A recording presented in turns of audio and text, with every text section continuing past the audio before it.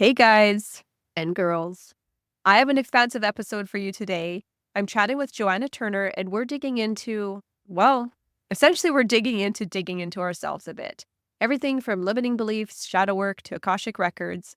So listen up and see if you might have a blind spot in one of these areas, which could ultimately be blocking you on manifesting the life that you want. Welcome to the Manifestation and Money podcast, where we bridge the worlds of the taboo topic of money with the woo-woo world of manifestation. We're your hosts, Chris and Jenny Schultz. We're not just about dollars and cents around here. We're all about lifestyle design. You can be working towards financial independence while still living a life you love today.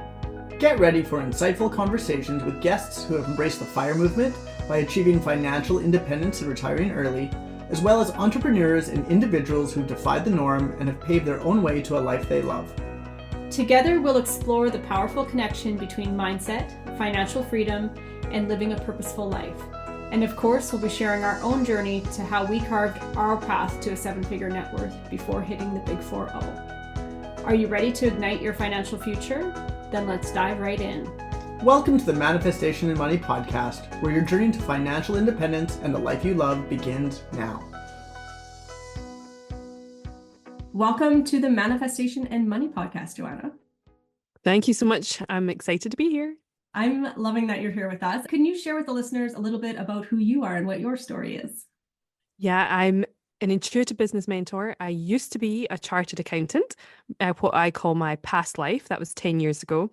And now I work with mainly female entrepreneurs, helping them get over themselves, money blocks, limiting beliefs, things like that, to help them grow within themselves, to grow within their business. And it's usually taking people from a hustle mentality that I think I have been very guilty of in the past and bringing them more into a flow mentality where things just happen more easily and with more miracles and enjoyment. And I use the Akashic Records a lot in my work. I also have a podcast called The Flow Show, and it brings in all these elements. And also a lot of my work has been sort of accidentally, not on purpose, linked to my spiritual journey, which has taken me on a planetary grid work mission. So I travel a lot around the world, going to sacred sites and helping in my own little way heal the planet and helping with planetary ascension. So that's been a little side gig, and we talk about that quite a lot on the podcast as well. Fun. And that is where I first caught wind of who you were, was through the podcast and the Flow Show. Because to me, over here, we talk about manifestation, and in order to manifest things easily and effortlessly, you need to be in flow. So I'm curious for you, how did you transition from being a chartered accountant into being an intuitive business mentor? Well, I knew I was always looking for something else. I was an accountant plus my 4-year degree for 17 years, which is a long time to be doing something that doesn't feel right. But I didn't know what else I wanted to do. I think I would have been too young to maybe be a coach. I wouldn't have even have heard of it. I didn't know anybody who'd ever had a coaching session. I hadn't even had one myself at that point. It was definitely a brand new concept. But I remember in my maybe late 20s, 5 years at least before I made the jump, writing a list of things. I was like, what do I like? Let me start there. What are things I'm interested in? And I would write lists like that. But I really still didn't have the confidence to make any kind of jump into any of those things. And part of my journey as well is I've always been on a quest for health and weight loss. My weight has yo-yoed up and down, which ironically has been part of my spiritual journey. But when I was finally in my last job as a chartered accountant, I had managed to lose quite a bit of weight. And it was kind of like my wake-up call. I was like, I've figured this out. This is amazing. I might have gone down the path of becoming a health coach, but I was delaying it, still confused, still didn't know what I wanted to do. They say you ignore the feather, you maybe ignore the brick. Well, I was ignoring all of those signs. My body was in stress. I was burnt out from my work. I wasn't enjoying it. I wasn't sleeping well, constantly tired. My hair had fallen out. It obviously had these big weight fluctuations. So I just knew within myself I wasn't in the right place. I used to have to take deep breaths just to get into the lift to go up to my office in the morning. So I really was not in the right environment. I was miserable. I hated my boss, all of that kind of normal stuff. But none of that was bad enough. Right? It should have maybe been bad enough, Jen, if you're sort of having panic attacks before you get in the lift in the morning going to work. But that it still wasn't enough. And it took me, I was living in Australia at the time, and I was in a volunteer role as a surf lifesaver. So we're the people, if you've ever watched Bondi Rescue on TV, we're not the ones in the blue, we're the ones you see occasionally in yellow and red, helping out on busy weekends, holidays, that kind of thing. So I was volunteering as that. I was out in a rescue boat one day, really big waves, and we just crashed over the side of a wave, and my lower back took the brunt of it. And while I was actually spinal injury trained specifically to help people with that kind of thing, I was not aware of how bad my injury was in the moment. The adrenaline's going, you don't really realize the extent of what's going on. And it wasn't until the next morning that I physically couldn't get out of bed. And I was like, oh my goodness, I've gone and become a statistic on my own beach. This is really bad. But I hadn't done any major damage, but I did have a lot of rehab and I was not able to work. And it took me many months, maybe even a year to sort of recover from that. But what it gave me, the gift that it gave me was a pause in my busy hustle life, running from one thing to the next, from the busy 8 till 8 job to the volunteering positions to I used to train for triathlons and do all that kind of stuff. And it gave me this moment of calm. I couldn't do the things that kept me busy and avoidant in my life. I couldn't even do my job properly. So I had time off from work. I couldn't do all the exercise. I couldn't do my volunteering. And so the gift within that was that it opened up this window of time for me to contemplate, what am I actually doing with my life? Where are we going from here? And it was in that window that I discovered a health coaching course, which I started online. It was one of the scariest purchases I've ever made. This was at least 10 years ago, and people didn't make big purchases online. I certainly didn't. So I made the big purchase and embarked on that. And I got so excited. My life suddenly lit up. I'd gone from being stressed and sad and all that kind of thing to this just unbelievable excitement building within me. And it was about 6 months studying that I took the big leap and started my own business and started from there. I could talk for all the time, but yeah, that's where it started. That is very powerful because you said something in there that was an aha for me that I just want to lean into here for a second. You said in your hustle lifestyle, you were actually avoiding. So isn't that curious about how we can think we're doing all the things and we're just in the motion of doing the things without even allowing yourself that pause to realize that maybe I want to be doing something different. Maybe this life, and you also said in there that it was, air quotes here, normal to go to that job that you disliked and grind it out. Whatever it is that we're perceiving in this world, that is just normal to have to grind it out, doing something unfulfilling. I'm not saying everybody's doing that, but a lot of us, that is our normal. And I think those are two really poignant things in there that people can probably relate to. And hopefully by listening to this, hit pause for a second and go, am I in hustle mode because I am actually avoiding what I want to be doing, or avoiding listening to that little compass or that heart inside of you saying, hey, why don't we try to do this other thing over here? That Absolutely. Is a crazy story that you actually had to physically get hurt and unable to work before you could give yourself that moment to pause.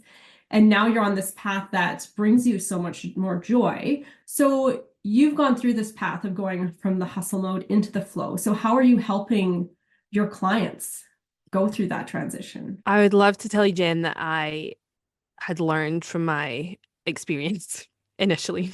Now I have, but initially I went into my new business and realized that I didn't know very much. I was underqualified, and I went into absolutely hyper mode of doing 4-year-long courses at the same time, learning everything I could from marketing to copywriting, from sales, on top of all my coaching and healing skills, on top of having a spiritual awakening. I didn't have a day off I thought I was going to, when I quit my job, I was like, I'm going to be on the beach all the time. I'm going to be doing this laptop situation, sitting outside, working on my tan. None of that happened. I basically didn't have a day off for at least 2 years, sometimes working 16-hour days. So I hadn't learned anything in that moment about the hustle. So I went straight into my business, working with that same and probably more ferocity than I ever had in my old work. So I really hadn't given myself time to recover from the old job and went straight into working like that. So it took me doing that and then burning out in my own dream business to start to understand the concept of flow and what I had been doing to my body, and realizing that it wasn't sustainable long term.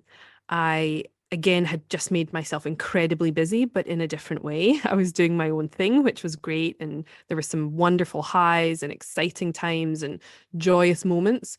But there was also, I was still working really, really hard. And so what I've realized so much is that the key to getting into flow really is healing our wounds, our limiting beliefs, whether it's I have to work hard to make money, right? That was obviously deeply ingrained in me as a child. But then I just flipped it from working hard in my corporate job to having to work really, really hard in my own business. So it was starting to uncover these kind of beliefs. And then I find that it was one thing to make money in a corporate job. I had my annual review, I got my annual bonus. I never once had to put a value on my own skills or ask for the money. I was very lucky to just be given a raise or to be given those bonuses. But when I flipped into doing it myself, this work, it wasn't something I had a degree in. I couldn't flash my CA certificate for this. So that was a big transition for me to value this new type of work because it wasn't something that I understood. So to getting my head around my own pricing, my strategy, structuring my business, all of those kind of things were a learning experience, and it brought up so many things. I didn't think I had any problems, honestly, before I started my business. I didn't believe I had a limiting belief. I hadn't got a clue I had anything going on. I really didn't. It was a massive wake up call for me, and it led me down this beautiful journey of healing and self reflection and personal development. Undoing all of those pieces are what's brought me into allowing myself to live in more flow.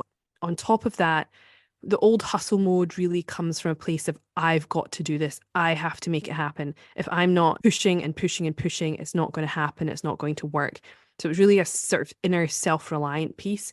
And for me, flow, well, it's not in any way a religious concept.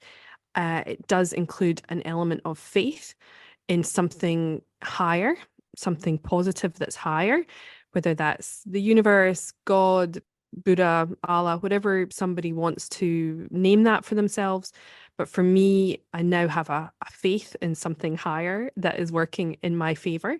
And flow, in some ways, is a series of synchronistic moments of things that are just so incredible that there's no way you could have planned for them. Who listens to a podcast, who sees a post? I can't control any of that. And so for me, there's this like deeper sense of it's happening for me, not to me now. Really, that is the place where I've landed, and it's really become a key part of my life now. And that's how I live. Once I clicked into that mode, it's taken me on a really beautiful journey. Not all of it has made sense at times, but looking back, I can join the dots, and it starts to make a little bit more sense looking back. That's great. You didn't know that you had these blocks or limiting beliefs. How does someone start accessing their awareness to those limiting beliefs or blocks that they have? Do you have like exercises or tips that they can try to do themselves to peel back the layers? Yeah, absolutely. The first layer is awareness, like recognizing that there might be something going on. I remember sitting with my first coach and really like the penny dropping. I think he saw my face being like, and I was like, wait, I'm the problem. It really was like such a moment for me when I realized that I had some control or some things going on that I hadn't dealt with. Really, probably quite comical for him to look at me, but just being like, wait a second. So the awareness that you might have some of these things going on is the number one. Depending on what area of your life it is that you are feeling a little bit stuck or blocked, or feeling like you've hit a ceiling in your development, perhaps, that is the place that you obviously want to start looking. What am I thinking? What am I believing here? What do I believe is possible for me? And if you don't believe that success is possible, miracles happen, it's available for you. One of my big beliefs was that it was okay for others, but somehow not for me. And it wasn't a jealousy thing. It wasn't that I would be angry when other people got something. I just believed it wasn't something that was possible or available for me. Like an online business, I didn't even know it existed. I didn't think that was something that I could do. A lot of the people online I thought were more beautiful or more interesting or more whatever. And I could have told myself a million reasons why I shouldn't be doing it. And I had to really look at my own inner thought process around that and be like, why not me? Why can't I do that? And it actually took listening to somebody on an interview who was Scottish as well, explaining some of her business success. And I realized that I had had this weird belief that it wasn't for Scottish people. I mean, what on earth? Where did that come from? I thought it was just for the cool American girls. So I was like, wow, we can do it too. I can do this too. So it really was like a series of permissions and understanding where I had counted myself out before I'd even started. Another huge hurdle for me was visibility. I've struggled with my weight over the years. I wasn't somebody that I didn't want to be an influencer. I didn't want to put selfies online. I'd never had a photo shoot, all of those kind of things. I'd never been interviewed. I'd never been on video. I still don't like necessarily seeing myself on videos and things like that.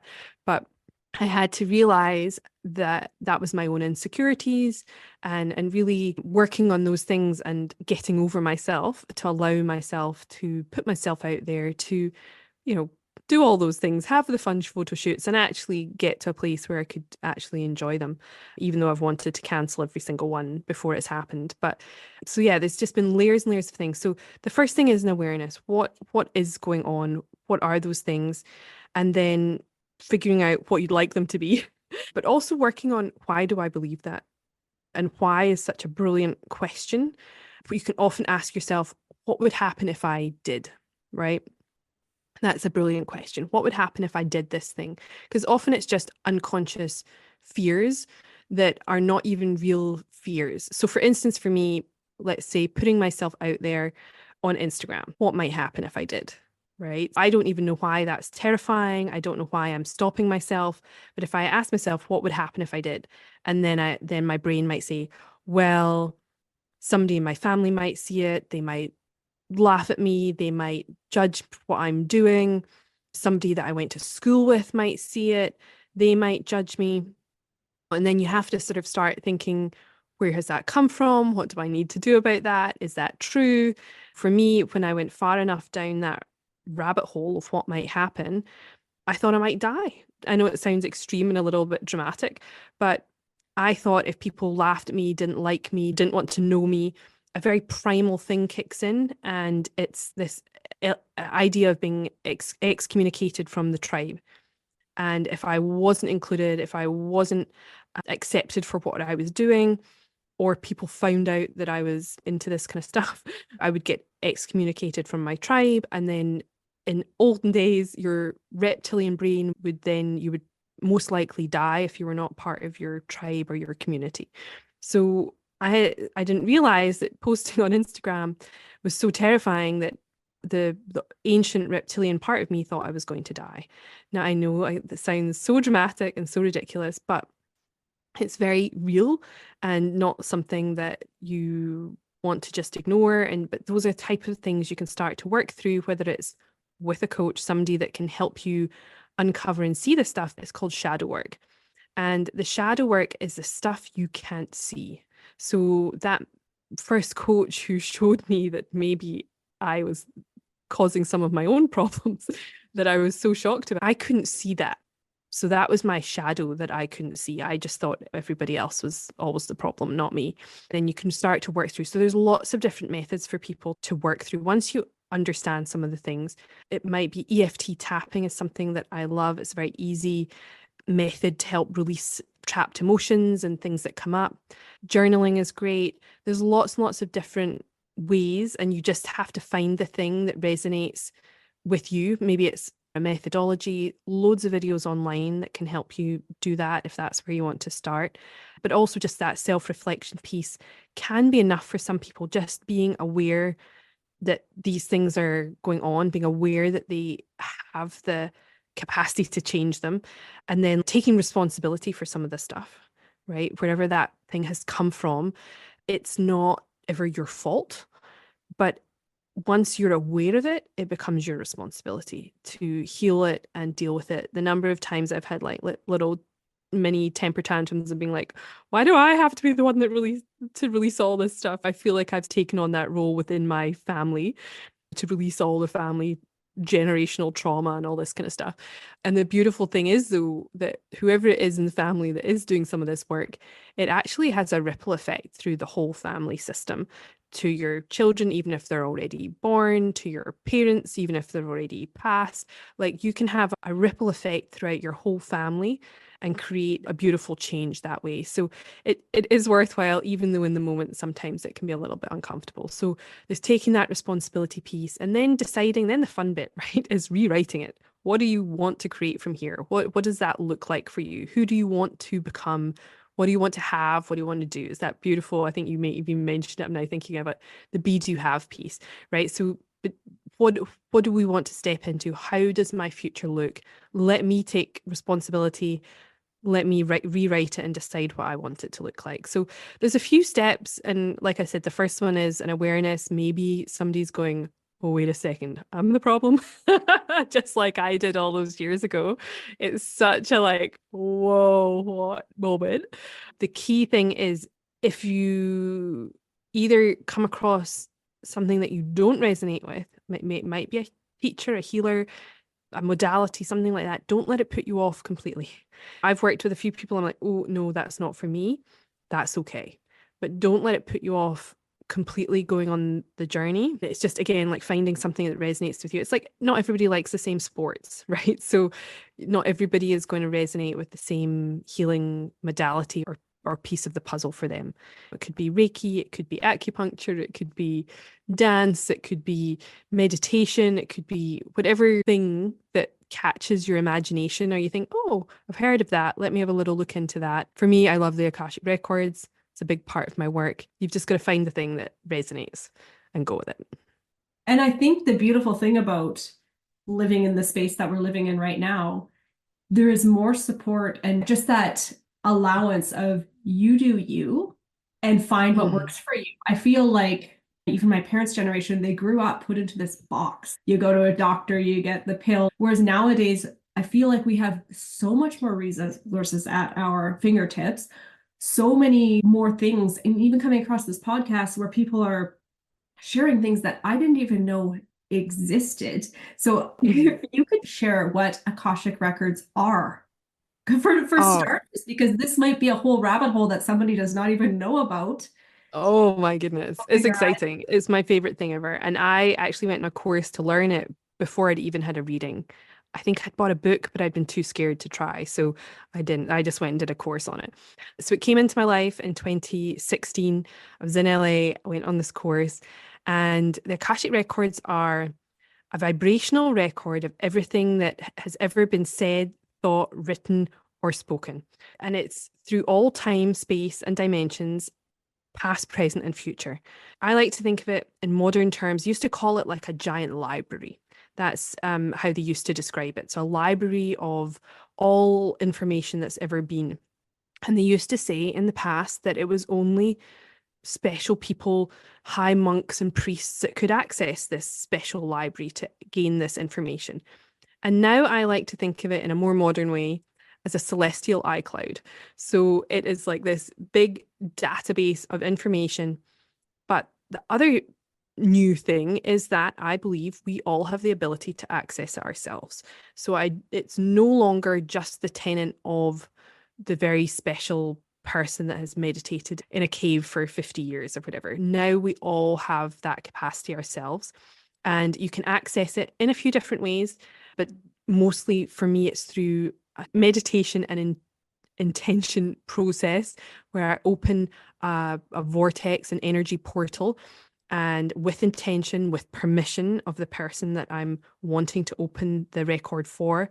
I do that, and then I'm able to experience a vast amount of information about the person. It could also be about a business, a pet, a body of water, a sacred site, and so a country even. Everything is vibrational and it all has a record. Your car even has an Akashic record. And I experience that information. Again, people experience it in different ways. You might have heard of the clairs. So there's claircognizant, clairaudio, clairsentient. Some people hear the information, some people just know the information, some people see visuals, some people hear things. So there's lots of different ways you can experience it, and there's no right or wrong way either. I'm a very visual learner. When I see things, I like, talk to me about something, I might not grasp it, but show me it in a picture. I'm there. I got it. It's similar to that. We all receive the information in different ways. For me, sometimes I'll hear words, sometimes I'll see an image, but for the most part, for me, once I've opened that channel and I start speaking, just this knowledge comes through, and it's really can be very beautiful and profound. So for somebody that might be experiencing a personal issue, the beautiful thing about the records is I've done thousands and thousands of readings and worked with so many clients. I think in my ego mind that I know where your problem lies. Like, oh, I've seen this, it's this limiting belief, or it's that thing. But what the Akashic records do is they are able to take me, and I set the intention to get to the root of the problem in the quickest, fastest way. And it takes me straight there. So occasionally, whether a recent client was coming to me for something totally unrelated, but I just knew we had to work with her dad, and that was the energy that was coming through. And that one piece of the puzzle that we were able to unravel some of her relationship issues with her father had a big impact on her business and her life and other relationships. But that was the piece that we needed to work on in that moment. It's a new client, just showed up. I didn't know anything about her background. She'd actually been adopted. And so this was actually a really profound thing to work through with her. And that was really important, and it facilitated a beautiful healing. Another time, the place that I knew I needed to start was their relationship with their faith in God. And that unraveled something massive as well. And so I never know what's going to come through the records. And that's part of the beauty of it, is the trust and faith I have in it and allowing it to work through me. I'm just the conduit of this information to help people get a solution quicker to their problems. Sometimes we end up on these beautiful ancestral journeys into, maybe it was your great grandmother or something going on. Sometimes it's past lives. And the portal that we open is very high vibrational energy, and it allows us to speed up healing and jump timelines very quickly. And we have the ability to healing some of the past pieces.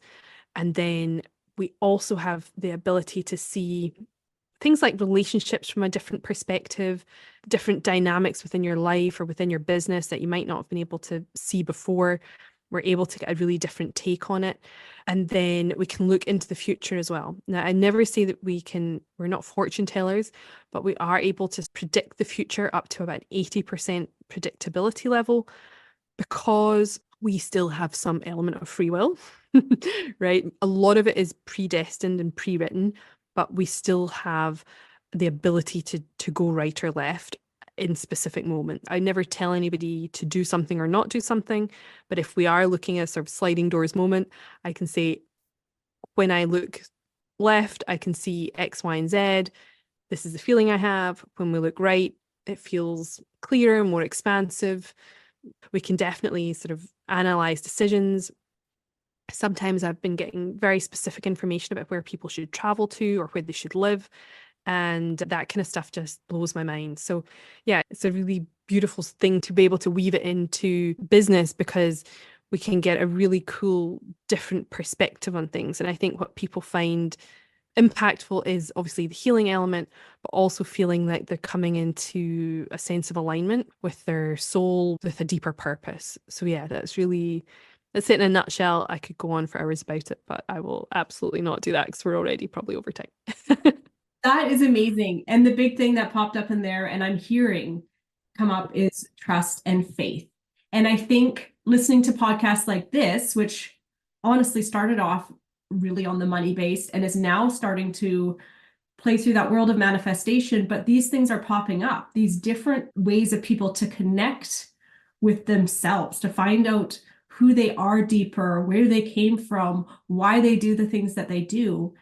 And trust and faith keep coming up. And it's opening up my eyes and by default, the listeners' ears to the different possibilities that are out there and are available to us. I have only heard of Akashic Records pop up really recently into my radar. I've probably heard of it, but my brain has never taken it in as a curiosity. And now the more I hear these little sparks, I'm like, I feel like I need to go delve deeper into this, see what this is about. And I think, again, that's coming from my own inner trust and my own beliefs of, hey, I'm ready to hear about this now. Somebody else might be listening right now and go, check out. And that's where they are at in their life. And that is okay. To use that inner compass that you have, to allow yourself to hear your own inner compass, and then to use it to guide you. So this is fascinating. This is stuff that you help people with. I would love for you to share with the listeners where they can reach out and find more about you. Absolutely. I'm most active on my own podcast, The Flow Show with Joanna Turner. You can find me there, or on Instagram. So you can find me there as well. It's joanna.ya.turner. If you do drop me a message, just let me know that you heard it here, and I'm more than happy to share anything or point you in the right direction for something. I do have a new website coming out, but I teach people how to read their own Akashic records and read it for other people as well. And I do readings as well. So if that's something that is of interest, then definitely reach out. It's something, like you said, almost exactly is, it finds you when you're ready. When you've reached a level of consciousness, there's still some things that come in. I'm like, how have I never heard this before? New modalities or things like that. I'm like, where does this come from? I think I'm pretty much across most things in this world, and there's still things that are popping up. I'm like, wow, that's just amazing. So yeah, it comes when you're ready. And again, it'll resonate or it doesn't, and that's okay. And that's okay. Well, thank you so much for joining me on the show today, Joanna. Thank you so much. I appreciate it. Hey, wait, before you go, do you want to increase your income by $1,000 a month? If so, check out our free side hustle guide at www.fourleaflifestyle.com/money ideas. I'll pop it in the show notes for easy access. Thank you for joining me on another episode of the Manifestation and Money Podcast. If you enjoyed today's chat, be sure to hit that subscribe button to catch more of our weekly episodes. Until then, cheers to creating a life you love.